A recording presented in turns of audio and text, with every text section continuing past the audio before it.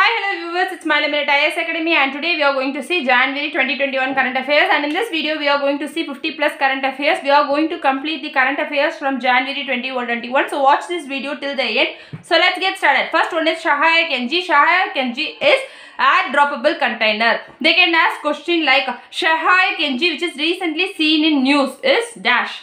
So it is an air droppable container and it is the first indigenously developed air droppable container. That is the importance of it. So it is the first indigenously developed air droppable container and it is indigenously developed by DRDO and a private company called as Avental. So Avental and DRDO jointly developed this Shahaya air droppable container and it has a payload of 50 kg and it is also GPS aided. So Shahaya Kenji, it is an air droppable container which is developed by DRDO and Avental. It has a payload of 50 kg and it is GPS aided. So these are the things which are relating to Shahaya Kenji, and Argentina is in news. Why Argentina is in news? Because Argentina has legalized abortion. So now Argentina has legalized abortion. That is why it is in news. It has legalized abortion up to 14 weeks of pregnancy, and Argentina is surrounded by certain countries. Argentina is in South America and it is surrounded by 5 countries, and those are CUB-PB. CUB-PB are the mnemonics which you can remember to remember the countries that border Argentina, and those are, first one is Chile, then Uruguay, then Brazil, Paraguay and Bolivia. These are the countries that border Argentina. So Argentina has legalized abortion up to 14 weeks of pregnancy. That is why it is in news. And it is in South America and it is bordered by 5 countries, and those are Chile, Uruguay, Brazil, Paraguay and Bolivia.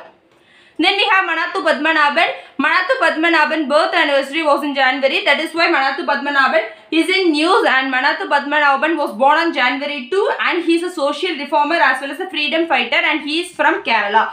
First important point is Manathu Padmanabhan is from Kerala and he is the founder of NIAA Service Society. NIAA Service Society is founded in 1914. So he is the founder of NIAA Service Society, and he also participated in Vaikom Satyagraha. He participated in Vaikom Satyagraha, and the Vaikom Satyagraha is from 1924 to 25. And he also participated in anti-touchability agitations and advocated for opening temples for all castes. So those are the importance of Manathu Padmanabhan. First point is he is from Kerala. He is a social reformer and an activist, and he participated in anti-touchability agitation as well as advocated opening temple for all castes, and he founded NIAA Service Society in 1914, and he participated in Vaikom Satyagraha, which is from 1924 to 25. Then we have core sectors. There are 8 sectors which are considered as core sectors. Core sectors are the sectors that are very important for an economy. Those are the main industries in economy or the key industries in economy. So we have 8 core sectors. I will say it in a decreasing order. Remember it in order. Remember it in order. That is the most important thing. So we are having it in a decreasing order. First one is refinery. First one is refinery products, second electricity, third steel, fourth coal, fifth crude oil, then natural gas, cement and fertilizer. So this is the order. First we have refinery products, electricity, steel, coal, crude oil, natural gas, cement and fertilizer. So these are these 8 core sectors in Indian economy, and this 8 core sectors in Indian economy constitute 40% of the weight of index of industrial production. It constitutes 40% weightage in the index of industrial production, and index of industrial production is released by Central Statistical Office. So these are the things which are relating to core sector. Then we have pangolin. Pangolin is a species in news, and pangolin is the only scaly mammal animal in the planet. It is the only scaly mammal. That is the important thing. It is the only scaly mammal in the planet, and there are 8 species of pangolin. Out of the 8 species of pangolin that is found in the world, 2 is found in India, and those 2 are, one is Chinese pangolin, which is mostly found in the northeast India, and then we have Indian pangolin. Indian pangolin is also called as Manis cruciadatta. It is also found in India. Indian pangolin is listed as endangered, whereas Chinese pangolin is listed as critically endangered, and pangolins are under the Schedule 1 of the Wildlife Protection Act 1972. So these are the things which are relating to pangolin. Then we have Arctic. Relating Arctic and Antarctic, India has some relation with Arctic and Antarctic because the climate change that affect the Arctic and Antarctic will also affect India. That is why India has some relation with Arctic and Antarctic. We have already seen the countries which are in the Arctic Circle. We have seen CAR, FSNIG, Canada, Alaska, Russia, Finland, Sweden, Norway, Iceland and Greenland are the countries that are in the Arctic Circle. So India is having a research station in Arctic. That is what important today. So first, India is having a research station and it is called as Himadri. Himadri is the first permanent Arctic research station which is at Norway. It is in Spitsbergen in Svalbard, Norway. It is the Arctic research station, and India also has 2 research stations in Antarctica. The research stations that India have in Antarctica are, first one is Bharati. Bharati was commissioned in 2012. Bharati commissioned in 2012. Then we have Maitri. Maitri since 1988. Maitri since 1988. These are the 2 Antarctic research stations, and Himadri is the Arctic research station. With Arctic Council, India has an observer status. With Arctic Council, India has observer status, whereas with Antarctic Treaty, India is a signatory. India is a signatory of Antarctic Treaty, and India is an observer status in the Arctic Council. These are the things which are relating to the Arctic and Antarctic relation with India. Then we have school bag policy. The one and only thing which you should remember about the school bag policy is released by NCERT. NCERT is the one which released school bag policy. The new school bag policy was released by NCERT, in which they have suggested the weight of the school bags for the students from class 1 to 12. They suggested the weight of the school bags. So that is new school bag policy which is by NCERT. Then we have Sagarmala seaplane services. So Sagarmala seaplane services comes under which ministry? First one is, it comes under the Ministry of Port, Shipping and Waterways. So Sagarmala seaplane services comes under the Ministry of Port, Shipping and Waterways, and it will be launched under the SPV framework. SPV means Special Purpose Vehicle. Special Purpose Vehicle is nothing but a subsidiary company will be created for a specific business purpose or activity. That is called a Special Purpose Vehicle. So it will be launched as an SPV framework, and the Sagarmala seaplane services will be implemented through SDCL. It will be implemented by SDCL. SDCL stands for Sagarmala Development Company Limited. So Sagarmala Development Company Limited is called as SDCL. So it will be implemented through Sagarmala Development Company Limited.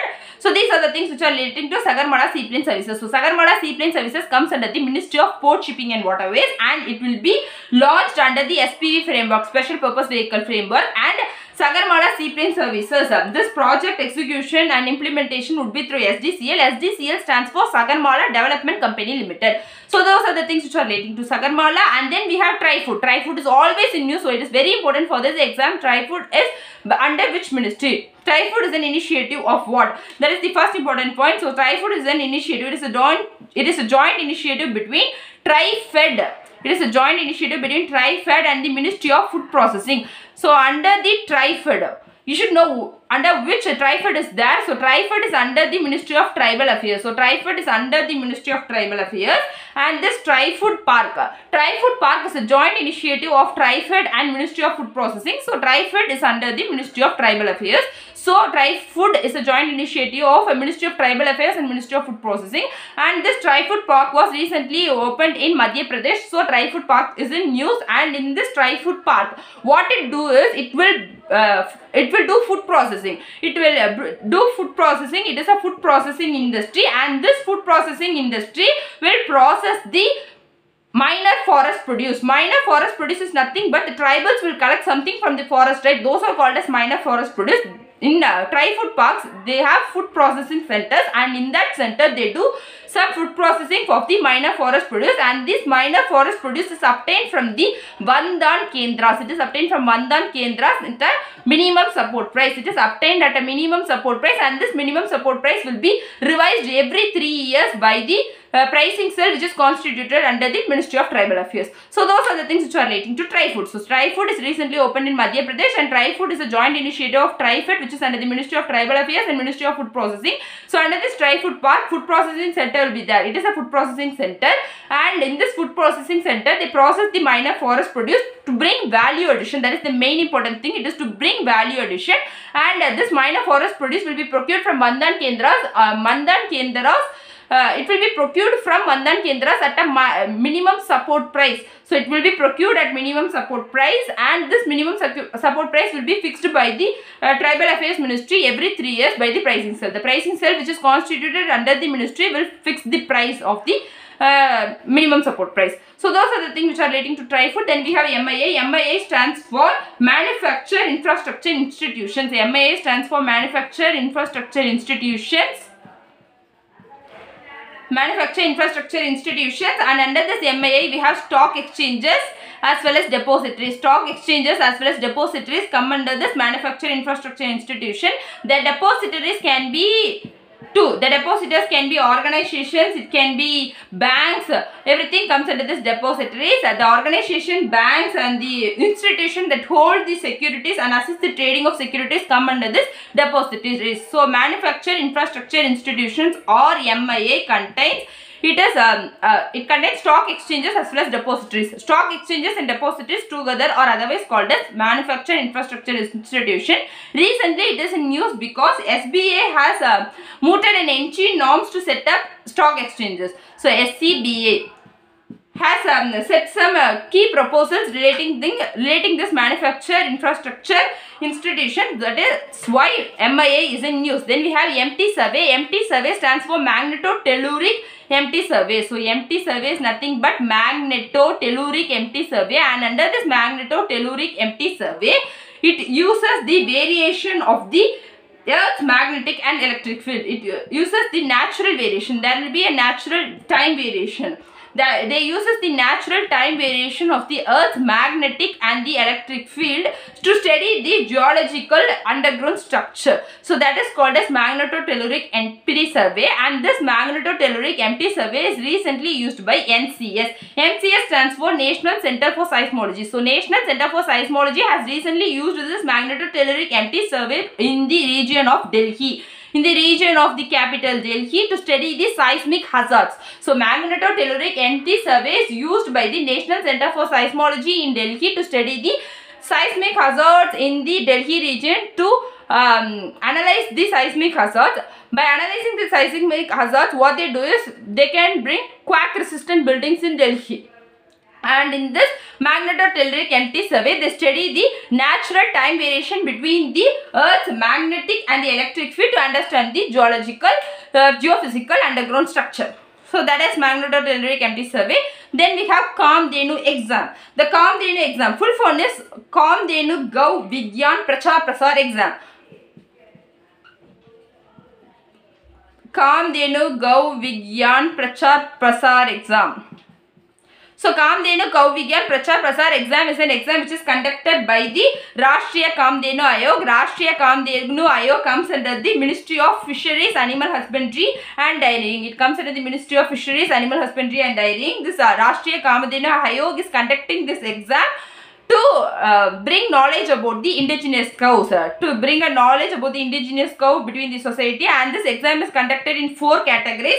One is primary, secondary, college and general public levels, and this exam is conducted in Hindi, English as well as 12 regional languages, and there is no fees for writing the exam, and it is to bring cow science. It is to make the cow science knowledge available to the people. So Kamdenu Gau Vigyan Prachar Prasar exam is conducted by Rashtriya Kamdenu Ayog. Rashtriya Kamdenu Ayog comes under the Ministry of Fisheries, Animal Husbandry and Dairying. This Rashtriya Kamdenu Ayog conduct this exam to bring knowledge about the indigenous cows, and it is conducted in 4 categories: primary, secondary, college and general public levels, and this exam is conducted in different languages. It is conducted in English, Hindi and 12 regional languages, and this exam, for writing this exam, there is no need to pay fee. So there is no fee for writing this exam. Those are the things which are relating to Kamdenu exam. Then we have Hackathon. So what is this Hackathon? Hackathon is a special exercise. It is a special type of hackathon, and in this hackathon students can participate, teachers can participate, and the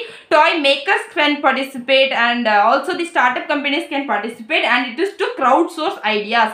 It is to crowdsource ideas for developing the toys, and developing the toys that are based on the Indian culture. It is to crowdsource ideas for developing toys, and the toys should be based on the Indian culture. So that is the thing which is relating to Hackathon. So in Hackathon, students, teachers from schools as well as colleges and the toy makers, startups can participate to crowdsource the ideas relating developing of the toys related to the Indian culture and the Indian system and the folklore. So that is Hackathon, to promote the Indian culture. The toys and the things developed should be based on the Indian culture and the Indian system. That is Hackathon, and it is a interministerial. It is an interministerial initiative, and many ministries participated in this Hackathon. The ministries that participated in Hackathon was Ministry of Education, Ministry of Technology, Ministry of MSME, Ministry of Women and Child Development, Ministry of Women and Child Development, and Ministry of Textiles, Ministry of Information and Technology, Ministry of Information and Broadcasting, and DPIA, Department for the Promotion of Industry and Internal Trade, and Innovation Cell under the Department of under the Ministry of Education, and AICTE. All these people participated in Hackathon. So Hackathon is an inter-ministerial initiative, and the participating agencies are Ministry of Education, Ministry of Technology, Ministry of Education, Ministry of Textiles, Ministry of MSME, Ministry of Women and Child Development, Ministry of Information and Broadcasting, DPIIT, Ministry Innovation Cell, AICTE, etc. So these are the participants of Hackathon. Then we have BAS. BAS is the national standards body. It is the national standards body, and it gives standards for the things. It gives standards, standardizing products, and this BAS gives a most important thing called as hallmark. The hallmark certificate is given by BAS. The hallmark certificates will be given for gold as well as silver jewellery, and this hallmark certificate is given by BAS. BAS is formed by the BAS Act. It is formed under the BAS Act 1986, and then recently we have another on BAS Act in 2016. The BAS Act 2016 had made this BAS as a national standards body. And recently the BAS Foundation Day was celebrated on 6th January. That is why BAS is in news. BAS stands for Bureau of Indian Standards. It is a Bureau of Indian Standards. It is a national standards body, and it is the one, BAS, the one which gives hallmark certificate, and hallmark certificate is given for gold as well as silver, and it was created by the BAS Act 1986, and the BAS Act 2016 has made it as a national standards body. These are the things which are relating to BAS Act. Then we have NIAA. NIAA is recently launched by Defense Minister. Defense Minister has recently launched this NIAA. Defense Minister is also called as Raksha Mantri.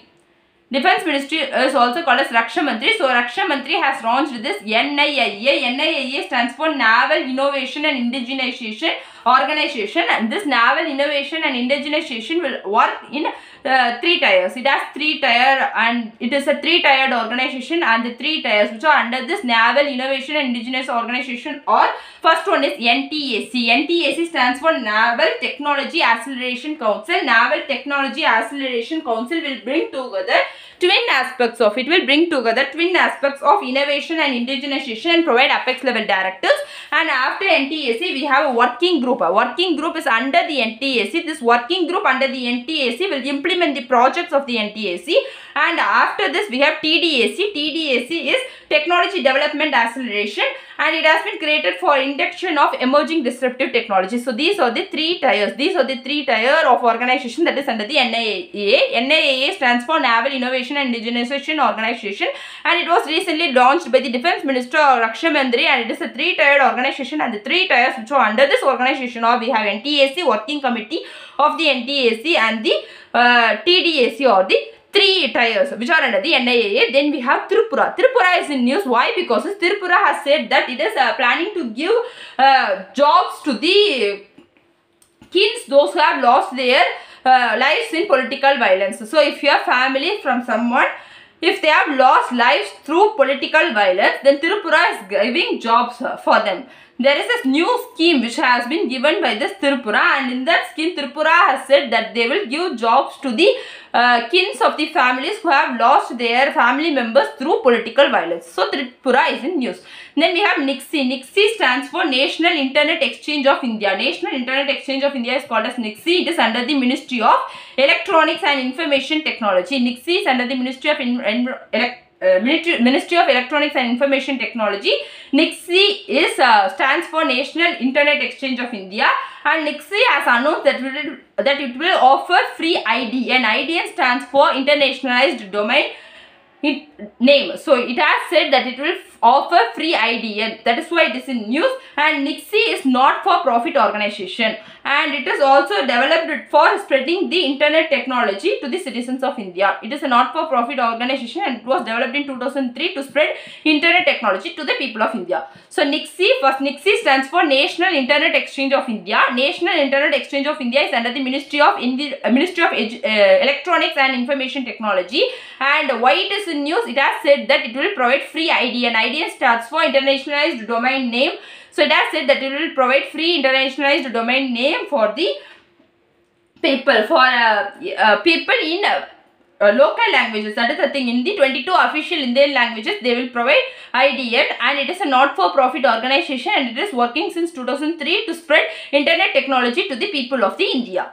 So that is next. Then we have COVIN. COVIN is essentially an extension of EVIN. We have already seen what is EVIN. EVIN stands for Electronic Vaccine Intelligence Network, and this COVIN comes under the Ministry of Health and Family Welfare. So COVIN comes under the Ministry of Family and Health Welfare. It is essentially an extension of EVIN. EVIN stands for Electronic Vaccine Intelligence Network, whereas COVIN stands for COVID Vaccine Intelligence Network, and it is a portal. So COVIN is a portal, and it is a cloud-based IT solution for planning, implementation, monitoring, and the evaluation of COVID. You can book a slot of COVID vaccine and all those things using this COVIN. So it is a portal relating to COVID vaccine, and it is a cloud-based IT solution, and it is an extension of EVIN, Electronic Vaccine Intelligence Network, and it is under the Ministry of Health and Family Welfare. Then we have Vanadium. Vanadium is found in the Paleoproterozoic Carbonaceous phyllate rocks in the Depot and Tamang areas of Papumpar district in Arunachal Pradesh. Recently, it was found in the Papumpar area of Arunachal Pradesh. It was the first time a primary deposit of vanadium is found in India. That is why it is important. It is the first time a primary deposit of vanadium is found in India, and it is found in Arunachal Pradesh. And India is consuming vanadium around 4%, and the major producer of vanadium is China. China is producing around 57% of the world vanadium, and it is consuming 44%. India is consuming just 4%, whereas China is consuming 44% of the world vanadium, and it is producing 57% of the world vanadium. So vanadium highest producer is first China, and the second position is Russia, followed by South Africa. So vanadium major producer is China, followed by Russia and South Africa. China produces 57% of the world vanadium, and it consumes 44%. India consumes 4% of the vanadium. And vanadium, what actually it is? Vanadium is, it is a high value metal. It is a high value metal, and it is used for strengthening steel and titanium. So vanadium is a high value metal which is used for strengthening steel and titanium, and for the first time primary deposit of vanadium is found in India in Arunachal Pradesh, and India consumes 4% of the vanadium, whereas China consumes 44%. And China produces 57% of the world vanadium, and after China, Russia and South Africa produce more amount of vanadium. Then we have Dusukuwa Valley. Dusukuwa Valley is in news. Dusukuwa Valley is located in Dash. So Dusukuwa Valley is located between Manipur and Nagaland. It is located between Manipur and Nagaland border. In the border of Manipur and Nagaland, Dusukuwa Valley is located. Dusukuwa Valley is famous for its Dusukuwa lily. Dusukuwa lily is found only on this valley, and Asian Highway 1 as well as the NH2 passes through its foothills. So these are the things. Recently forest fire was there in this region. That is why it is in news. So Dusukuwa Valley is in the region of Manipur and Nagaland border, and it is famous for its Dusukuwa lily, which is found only in this region, and Asian Highway 1 as well as the NH2 passes through its foothills. Those are the things which are relating to Dusukuwa Valley. Then we have Khadi Prakritik paint. Khadi Prakritik paint. It is a cow dung paint. It is a cow dung paint which was made by the KVIC, Khadi and Village Industries Commission. Khadi and Village Industries Commission is a statutory organization which is under the administrative control of Ministry of MSME. So it is a cow dung paint which was developed by KVIC, Khadi and Village Industries Commission. Khadi and Village Industries Commission is a statutory organization under the administrative control of Ministry of MSME. And this cow dung paint, this Khadi Prakritik cow dung paint is a eco-friendly non-toxic paint. It is a eco-friendly non-toxic paint. It does not have any harmful heavy metals. Generally paint contains some harmful heavy metals, but this cow dung paint does not contain any harmful heavy metals like lead, mercury, chromium, arsenic. It does not contain any such metals, and it is first of its kind product, and it is an antifungal and antibacterial one. It is antifungal, antibacterial, it is non-toxic, it is eco-friendly, and it does not have any heavy metals, and it is produced by KVIC, Khadi Village Industries Commission, which is a statutory organization working under the administrative control of Ministry of MSME. So those are the things which are relating to Khadi Prakritik paint. Then we have Makara Vilakku. So you should know what state is relating to a particular festival. They can ask these things and match the following. Nothing great to know about it. Makara Vilakku festival season. So Makara Vilakku festival season is an annual festival which is held in Kerala. So it is an annual festival which is held in Kerala on the month of Makar Sankranti. It is held on Makar Sankranti in Kerala at the shrine of Sabarimala. So Sabarimala is a temple which is located in Kerala. So it will be Makara Vilakku festival season will be held in Sabarimala. It is an annual festival in Kerala during the Makar Sankranti. So these are the things which are relating to Makar Vilakku festival season. Then we have Tejas. So what is this Tejas? Tejas is a single seat, single jet engine. Single seat, single jet engine. So it is a single seat, single jet engine, and it is a multi-role light fighter, and it is the smallest and the lightest supersonic fighter aircraft in the Indian Air Force. In the Indian Air Force itself, it is the smallest one and the lightest one. It is the smallest and the lightest supersonic. You should know what is the supersonic. Supersonic is nothing but if flight passes through the air at a speed greater than that of speed of the sound, then it is called a supersonic. If it is traveling at a speed greater than that of speed of sound, then it is called a supersonic. So it is a supersonic fighter aircraft. So Tejas is a single seat, single engine, multi-role fighter aircraft, and it is the smallest and the lightest supersonic fighter aircraft in the Indian Air Force. So those are the things which are relating to it, and it is designed and developed by Hindustan Aeronautics Limited. So Tejas developed by Hindustan Aeronautics Limited, and it is the smallest, lightest supersonic fighter aircraft in the Indian Air Force. Then we have Spintronics. So Spintronics, what is Spintronics? It is also called as spin electronics. It will study the intrinsic spin of the electrons. It will study the intrinsic spin of the electron. So this is electrons. Electrons are negatively charged particles which revolve around the nucleus. So nucleus contains two. It contains proton as well as neutron. Nucleus contains proton as well as neutron, whereas the electrons are the one which revolve around the nucleus. So the Spintronics is also called as spin electronics, which study about the intrinsic spin of electrons. So that is Spintronics. Spintronics is recently in news because of the advantages that Spintronics is having. The advantages that Spintronics is having is it consumes lesser power. Lesser power is required. The technologies that use Spintronics consume lesser power, and also in Spintronics the states can be set easily, therefore data can be transferred so quickly. So data transfer will be so fast in this. So data transfer will be fast, and it also consumes lesser power. Therefore Spintronics is emerging technology in which they study this spin of the electrons. Then we have Pararam. Pararam is a Startup India International Summit. We know we have Startup India scheme, and under this Startup India scheme, we made an international summit called as Pararam. This Pararam is organized by DPIIT. We have earlier seen DPIIT. We have earlier seen DPIIT while we are talking about Hackathon. Hackathon, many ministries participated, in which DPIIT is one of the one. So DPIIT is nothing but it is the Department for Promotion of Industry and Internal Trade. It is under the Ministry of Commerce and Industry. It is under the Ministry of Commerce and Industry. So Pararam is organized by the Department for Promotion of Industry and Internal Trade under the Ministry of Commerce and Industry, and it is the 5th anniversary of Startup India initiative. Startup India was started in 2016. Startup India was started in 2016, and it is the 5th anniversary of the Startup India initiative, and it is the largest startup confluence organized by the Government of India since the Startup India scheme. So Pararam, organized by DPIIT under the Ministry of Commerce and Industry, and it is the 5th anniversary of the Startup India initiative, which was started in 2016. Then we have ASME. So you should know what is ASME. That's it. So ASME is a 9mm mission pistol. It is a 9mm mission pistol which was developed by DRDO and Indian Army. The DRDO and Indian Army jointly developed this 9mm mission pistol, and it is the first indigenously developed 9mm mission pistol by India. And this ASME stands for Pride, Self-Respect and Hard Work. The word ASME stands for Pride, Self-Respect and Hard Work. And this ASME is developed by 3D printing. That is one important thing which you should note. It has used 3D printing, and the 3D printing is even used for developing the trigger components. For even developing the trigger components, they used 3D printing, and for the trigger thing, they used metal 3D printing. So that is the importance of ASME. So ASME is the first indigenously developed 9mm mission pistol, and ASME stands for Self-Respect, Hard Work and Pride, and ASME is jointly developed by DRDO and Indian Army, and in ASME they used 3D printing technology. Even for the development of trigger components, they used metal 3D printing technology. Then we have Desert Night. 27 Desert Night.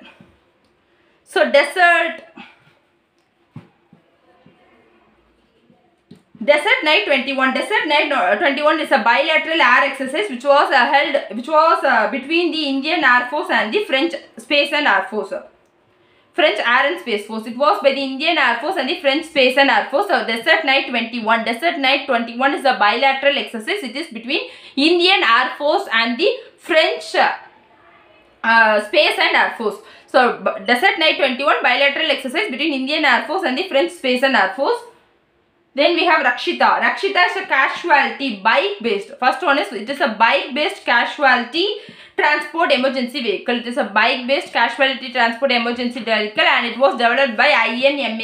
INMAS stands for Institute for Nuclear Medicine and Allied Sciences. This Institute for Nuclear Medicine and Allied Sciences is a Delhi based DRDO laboratory. It is a Delhi based DRDO laboratory and it is handed over to CRPF. CRPF is nothing but Central Reserve Police Force. So, Rakshita.